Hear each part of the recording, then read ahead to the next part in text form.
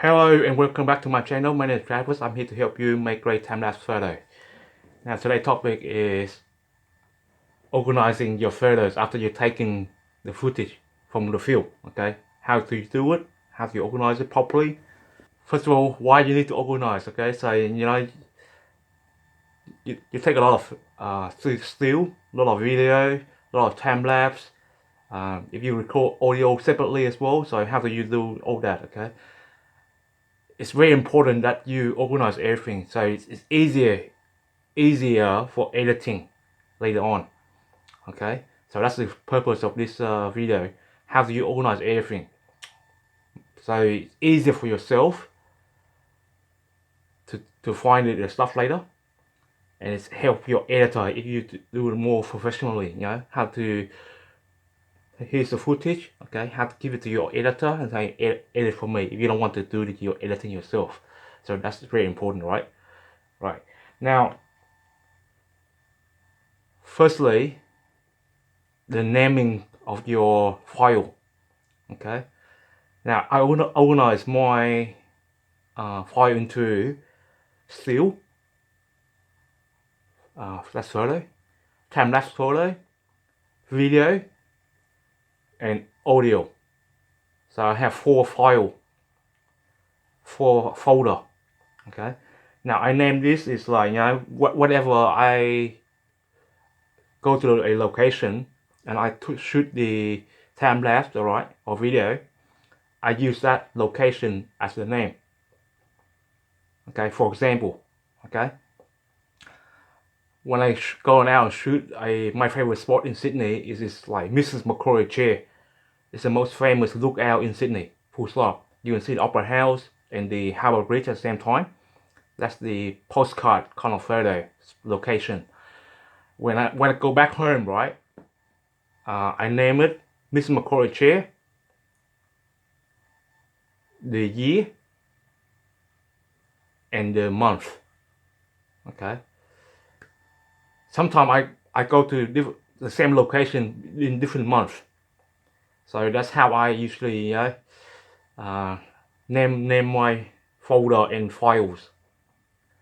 But some of you guys might learn the naming conventions differently. They only use just the date, and please don't do that. Don't use the date as your naming convention. It's very difficult to find file. So when you open your folder, right, you just find just date. Where do you start? How do you look for it?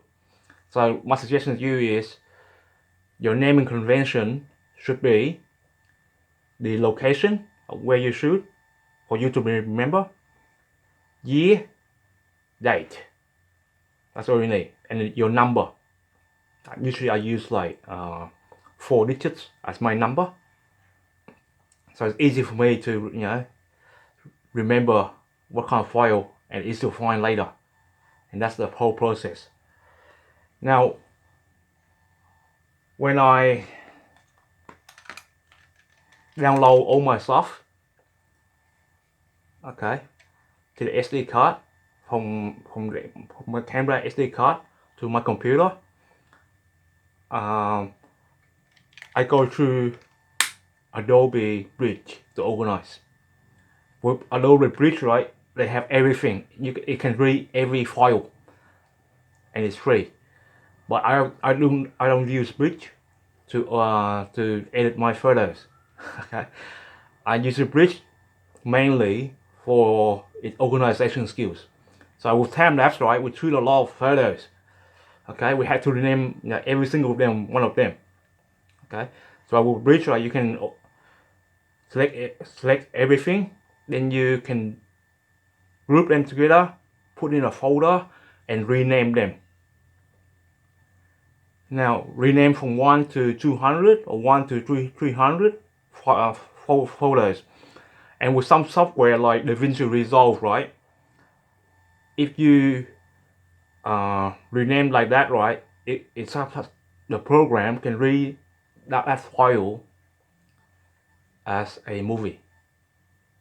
That's right. So if your camera,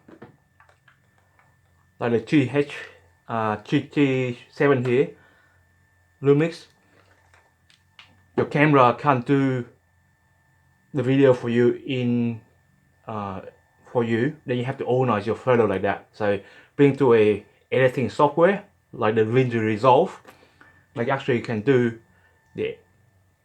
make the video for you. That's right, the DaVinci Resolve can do that. Other program they can't do it. I don't know how. That's why I suggest like the DaVinci Resolve in my last video. Check it out here. Yes. Okay. Battery name is really easy. So select and rename, and you can really go. So that's how I organize my folder structure and file name. So still, time-lapse, video, and audio. If you're into audio, if you record your audio separately from your camera. Okay, so that's my tip for you for today. Hopefully it's useful for you in the future when you have a lot of file to deal with. This is Travis. Thanks for watching. I'll see you next time with another video. Okay, bye.